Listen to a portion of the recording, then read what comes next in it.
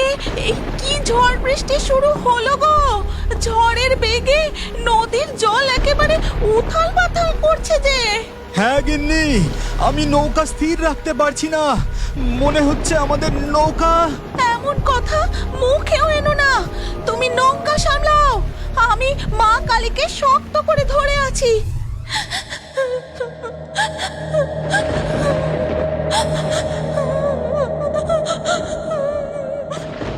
হ্যাঁ গো, কে যেন কাঁদছে মনে হচ্ছে না? হ্যাঁ তাই তো, মনে হচ্ছে কোনো বউ মানুষের কান্না। কিন্তু এই অন্ধকারে কোনো বউ মানুষ নদীর পাড়ে বসে কাঁদবে কেন? যাকে, ওসব নিয়ে এখন ভেবে কাজ নেই, তাড়াতাড়ি নৌকা চালাই, এখন ঘরে ফিরতে হবে। আকাশ যে হারে গজরাচ্ছে, এক্ষুনি বৃষ্টি নামলো বলে। তা যা বলেছ, চলো ঝড় ওঠার আগেই আমরা তাড়াতাড়ি বাড়ি ফিরে যাই। ওই দেখো গগিন্নি, নদীর ঘাটে এক বউ মানুষ বসে রয়েছে, মনে হয় ওই কাঁদছে। বিদ্যুতের আলোয় দেখলুম, কি রূপ! মনে হয় কোনো বড় বাড়ির বউ হবে। হ্যাঁ গো, কোনো ভূত পেতনি নয় তো আমাদের সাথে ছলনা করছে? কাছে গেলেই যদি, ওরে বাবারে, আমার যে খুব ভয় করছে গো। দাঁড়াও, এই মাছ নদী থেকেই ছাড়া নিয়ে দেখি কি বলে। ও বউ, তুমি কেলা? এই অন্ধকারে নদীর ঘাটে কি করো? আমার নাম মহামায়া, জমিদার বাড়িতে থাকতেম, কিন্তু আজ কিন্তু আজ বলে থেমে গেলে যে? আজ কি হয়েছে গো? আজ 2 দিন হয়ে গেল ওরা নিজেদের মধ্যে এত ঝগড়া করছে, এত রাগারাগি করছে যে রাগের মাথায় আমাকে 2 দিন ধরে খেতেই দেয়নি। আমি আর সহ্য করতে পারছিলাম না, তাই তো বাড়ি ছেড়ে বেরিয়ে এসেছি। সে কি গো, তুমি যে ভদ্র বাড়ির বউ, রাত দুপুরে বাড়ি ছেড়ে বেরিয়ে এলে, এ যে ভালো কথা নয় মা।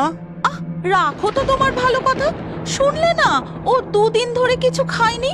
তুমি ওকে আমাদের সাথে আমাদের বাড়ি নিয়ে চলো বাপু, আগে ও কিছু খাবে, তারপর ওসব চিন্তা করা যাবে খন। জগদীশ তার বউয়ের মুখে এই কথা শুনে তাড়াতাড়ি নদীর ঘাটের দিকে নৌকা নিয়ে এগিয়ে যায়, আর কাছে পৌঁছতেই দেখে সেখানে কোনো বউ বসে নেই। তুমি দেখলে দেখলে আমি বলেছিলাম না, নিশ্চয়ই কোনো পেতনি হবে। এবার আমাদের আর রক্ষে নেই। আরে তুমি নদীর ঘাটের ওই দিকে তাকিয়ে দেখো গিন্নি, কিছু দেখতে পাচ্ছ? ভালো করে তাকিয়ে দেখো, বিদ্যুতের আলোয় দেখা যাচ্ছে মা কালীর এক মূর্তি। উমা, তাই তো গো, তবে কি মা স্বয়ং আমাদের দেখা দিলেন? জগদীশ আর দেরি না করে তাড়াতাড়ি নৌকা থেকে নেমে নদীর ঘাটে এসে দাঁড়ায়। মা, মা তুমি যাবে আমাদের গরিবের ভাঙা কুটিরে, কিন্তু আমাদের যে কোনোদিনও একবেলা খাবার জোটে, আর কোনোদিন জোটেই না। সেই ভাঙা কুটিরে তোমায় নিয়ে গিয়ে কি করে যে তোমার সেবা করব, তাও জানি না মা। ওগো, মা যে স্বয়ং আমাদের দেখা দিয়েছেন, তিনি নিশ্চয়ই আমাদের সাথে যেতে চান। আর এখনই বৃষ্টি নামলো বলে, বৃষ্টিতে তো মায়ের মূর্তি ভিজে যাবে। হ্যাঁ হ্যাঁ, তাই তো, আর তাছাড়া এক্ষুনি বৃষ্টি নামলো বলে। চলো চলো, তাড়াতাড়ি মাকে নিয়ে নৌকায় বসো। জগদীশ মা কালীর মূর্তি নিয়ে নৌকায় উঠতেই শুরু হয় তুমুল ঝড় বৃষ্টি। ঘন ঘন বাজ পড়তে থাকে। এই কি ঝড় বৃষ্টি শুরু হলো গো! ঝড়ের বেগে নদীর জল একেবারে উথাল পাথাল করছে যে। হ্যাঁ গিন্নি, আমি নৌকা স্থির রাখতে পারছি না, মনে হচ্ছে আমাদের নৌকা। এমন কথা মুখেও এনো না, তুমি নৌকা সামলাও, আমি মা কালীকে শক্ত করে ধরে আছি, আমাদের কিচ্ছু হবে না। ঝড় বৃষ্টির বেগ আরও বাড়তে থাকে, তাদের নৌকা দুলতে দুলতে এগোতে থাকে। এইভাবে দুর্যোগ কাটিয়ে কোনো রকমে তারা নৌকা নিয়ে তাদের গ্রামের ঘাটে এসে পৌঁছায়। জয় মা তারা, জয় মা ভবতারিণী। নদীর মধ্যে এই দুর্যোগের কবলে পড়ে মনে হচ্ছিল আজ হয়তো আমরা। মা তারা যে স্বয়ং আমাদের সঙ্গে ছিলেন, আমাদের কি কিছু হতে পারে? চলো এবার আমরা বাড়ি ফিরে যাই। তারপর তারা মা কালীর মূর্তি নিয়ে বাড়ি পৌঁছায়। হ্যাঁ গো, মাকে কোথায় রাখি বলো তো? ঘরের কোণে ওই যে চৌকিটা রয়েছে তার ওপরেই রাখো। এরপর শ্রাবণী ঘরের কোণে রাখা ছোট্ট চৌকিটির উপর মা কালীর মূর্তিটি বসায়। তখন জগদীশের মা ঘরে ঢুকে বলে, বৌমা, বড় খিদে পেয়েছে মা, হাঁড়িতে দুটি ভাত আছে? দাঁড়ান মা, দেখছি, যদি থাকে আপনাকে এক্ষুনি খেতে দিচ্ছি। এরপর শ্রাবণী ভাতের হাঁড়ি নেড়ে চেড়ে খুব সামান্যই ভাত বেরোয়। আসুন মা, হাঁড়িতে এইটুকুই ভাত ছিল, আপনি খেয়ে নিন। সে কি, ওই কটা ভাত? তাহলে তুমি আর জগদীশ কি খাবে? ঘরে আর চাল আছে নাকি? না মা, কালকেও নদী থেকে মাছ পাইনি, আজও জালে একটাও মাছ পড়েনি, তাই তো আপনার ছেলে চাল কিনে আনতে পারেনি মা। তাহলে ওই ভাত কটা তুলে রেখে দাও বৌমা। তুমি জগদীশ কিছু খাবে না, আর আমি মা হয়ে, না না না, ও আমি পারবো না। আমায় বরং এক ঘটি জল দাও, আমি খেয়ে শুয়ে পড়ি। এই কথা শুনে শ্রাবণী মা কালীর মূর্তির সামনে বসে পড়ে বলে, হে মা তারা, মা মা তুমি বুঝতে পারছো তো মা, আমাদের এই গরিবের সংসারের কি অবস্থা? তোমাকে কোলে করে আদর করে নিয়ে তো এলাম, কিন্তু কিভাবে যে তোমায় সেবা করব, যত্ন করব, কি দিয়েই বা তোমায় ভোগ নিবেদন করব? বটেই তো, জমিদার ঘরে প্রতিষ্ঠিত দেবী ছিলে তুমি, এই গরিবের কুটিরে এসে তোমার যে বড্ড কষ্ট হবে মা। এর পরের দিন সকালবেলা, এ কি মা, কোথায় গিয়েছিলেন? ভোরবেলায় ঘুম চোখ খুলে দেখি আপনি ঘরে নেই। হ্যাঁ গো বৌমা, মা কালীর জন্য একটু ফুল তুলতে গিয়েছিলাম, তখন যতীনের সঙ্গে দেখা, আর ও এই দেখো আমায় এই এক ছড়া কলা খেতে দিল। তুমি এই ফুল দিয়ে একটা মালা গেঁথে আর এই এক ছড়া কলা দিয়ে মায়ের পুজো দাও।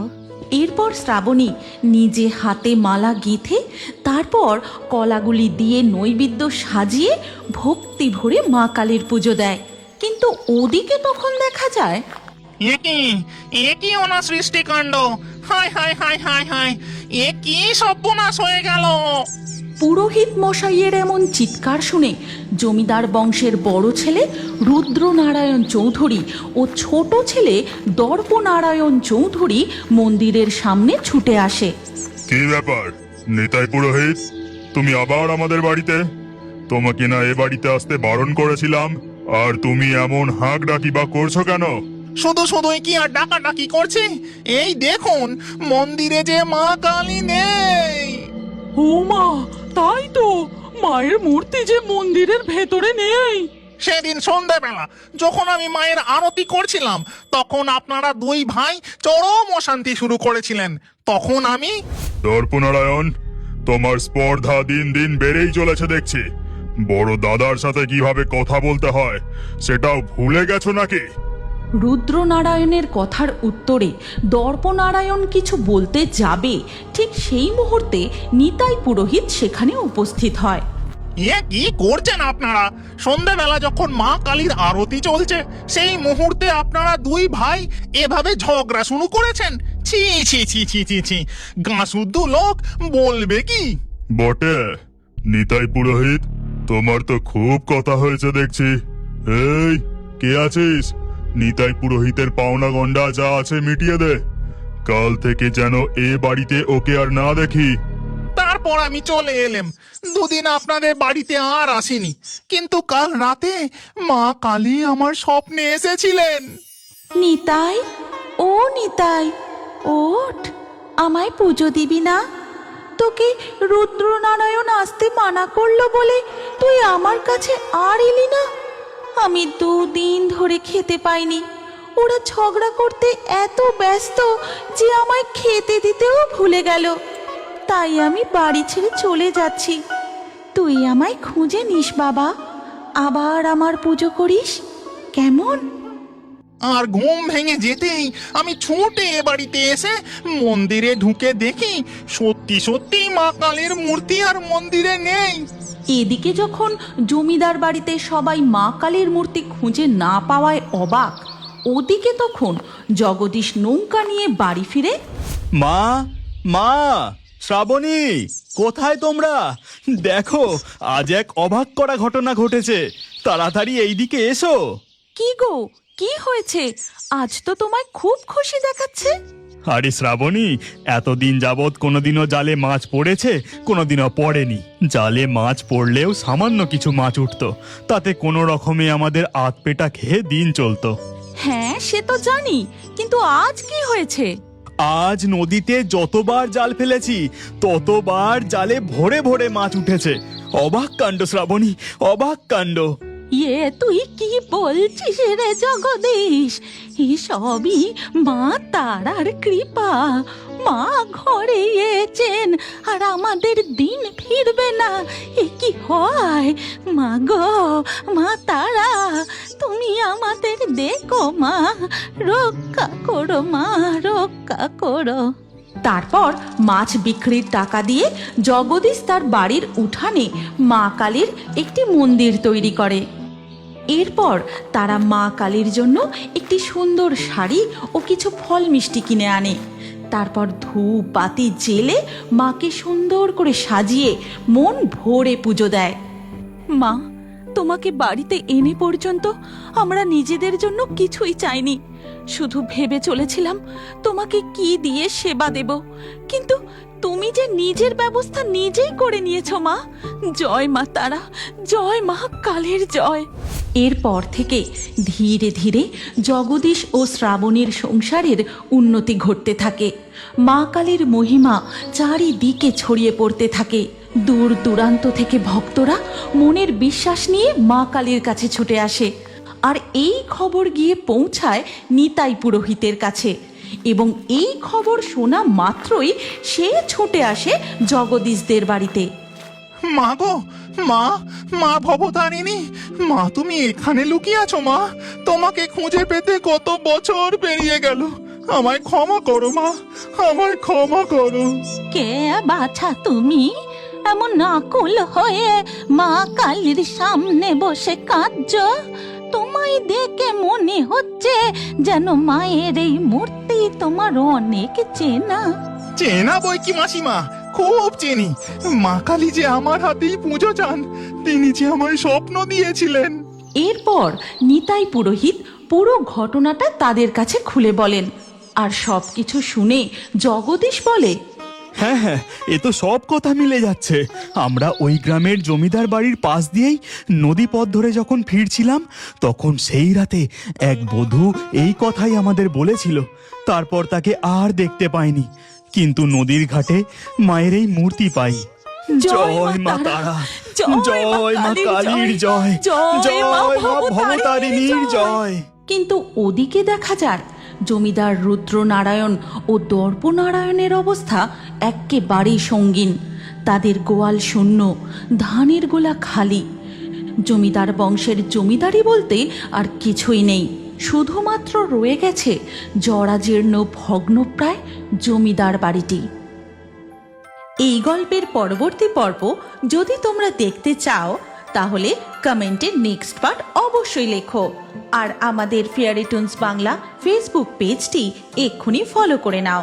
এই গল্পটি ভালো লাগলে লাইক দিয়ে শেয়ার করে দাও।